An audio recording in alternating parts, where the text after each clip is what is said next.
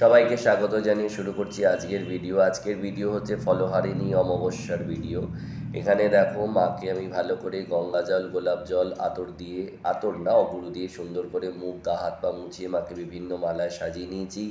অপরাজিতা, জবা, রজনীগন্ধা এই তিনটেই মালা দিয়ে সুন্দর করে মাকে সাজিয়ে নিয়েছি। মায়ের কাছে এখানে আতপ চাল, বেলপাতা, লাল চন্দন, সাদা চন্দন এবং তার সাথে জবা ফুল দিয়ে অর্ঘ্য সাজিয়ে নিয়েছি। এখানে বাবা ভোলানাথের মাথাতেও দুখানা বেলপাতা চন্দন লাগিয়ে নিবেদন করে নিয়েছি।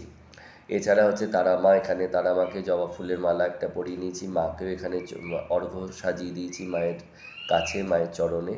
আদ্যা মা, তাকেও একটা জবার মালা পরিয়ে তার পায়েও আমি অর্ঘ্য দিয়ে রেখেছি আতপ চাল, বেলপাতা, দূর্বা দিয়ে।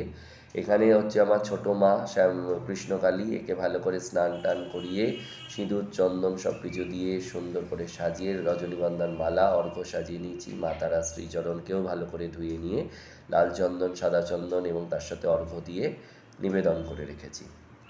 আর এখানে গুরুদেবকে রজনীগন্ধা মালা পরিয়ে তুলসী পাতা দিয়ে মায়েদের ঠিক পাশে মায়ের প্রিয় ছেলেকে বসিয়ে রেখেছি। আর এখানে যজ্ঞেশ্বর নারায়ণ, ওনাকেও ওনার আসনে বসিয়ে রজনীগন্ধার মালা তুলসী পাতা দিয়ে সাজিয়ে রেখেছি। এখানে মহাকাল ভৈরব, ওনাকে আকন্দের মালা, বিল্লপত্র সব কিছু দিয়ে সাজিয়ে রেখেছি। আর মালা যেহেতু বেশি ছিল তো একটা মা মনসাকে পরিয়ে দিয়েছি, আর এখানে একটা মা দুর্গাকে পরিয়ে নিয়েছি। আর এখানে দেখতেই পাচ্ছ আমার জগৎজননী মা সন্তোষী দাঁড়িয়ে আছে স্বমহিমায়।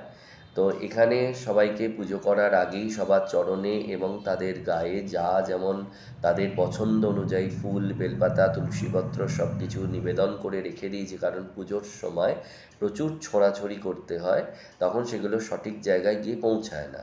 তাই পুজোর আগেই সবাইকে এগুলো চন্দন দিয়ে, যার যেটা পছন্দের চন্দন, যেমন কারুর কেশর চন্দন, কারুর হচ্ছে সাদা চন্দন, কারুর হচ্ছে লাল চন্দন, এই সব কিছু দিয়ে সুন্দর করে সাজিয়ে তাদের শ্রীচরণে দেওয়া হয়ে গেছে।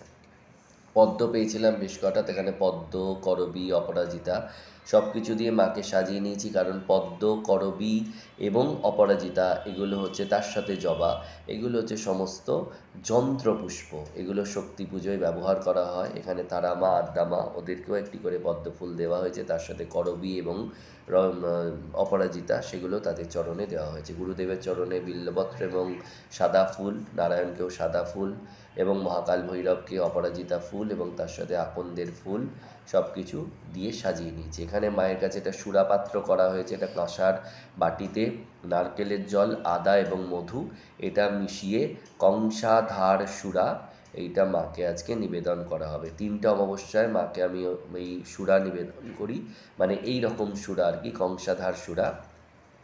তো এখানে মায়ের ভোগ দেখো সাজিয়ে নেওয়া হয়েছে। এখানে রয়েছে আতপ চালের ভাত, তার সাথে লেবু, নুন, শসা, বরবটি আলু ভাজা, পটল ভাজা, ক্যাপসিকামের বড়া, তার সাথে হচ্ছে কচুর শাক, নারকোল এবং ছোলা দিয়ে, তার সাথে শুক্তো, শুক্তোর মধ্যে রয়েছে কাঁচকলা এবং তার সাথে রয়েছে কী বলে পেঁপে, হ্যানা ত্যানা দিয়ে সুন্দর করে শুক্তো, কেশর দিয়ে পায়েস, ডাবের জল, সাজা পান।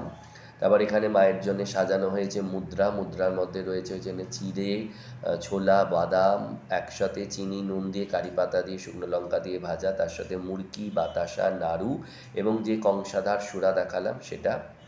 আর যেহেতু ফলহারিণী কালী পুজো ফল থাকবে না, এটা হয় আতপ চালের ওপরে কলা, তার সাথে আম, পেয়ারা, মুসাম্বি, লিচু, আপেল, কিছু শুকনো ফল, তার সাথে হচ্ছে শীতল ভোগের জন্যে লুচি, নাড়ু, 6 রকম না 7 রকমের মিষ্টি, তার সাথে সুজির পায়েস, ছোলার ডাল, এটাও হচ্ছে মায়ের। আর ওখানে নারকেলের জল, এগুলো দিয়ে শীতল ভোগও সাজিয়ে নেওয়া হয়েছে। এখানে সমস্ত দেবদেবীদের উদ্দেশ্যেও শীতল ভোগ সাজানো আছে। এখানে শুধু অমাবস্যার মধ্যে অন্নভোগ শুধু মা কালীর, মা তারার, মা আদ্যার এবং মহাকাল ভৈরব এবং সদাশিব মহাপ্রেত, ওনার শুধুমাত্রই অন্নভোগ, লুচিভোগ একসাথে হবে।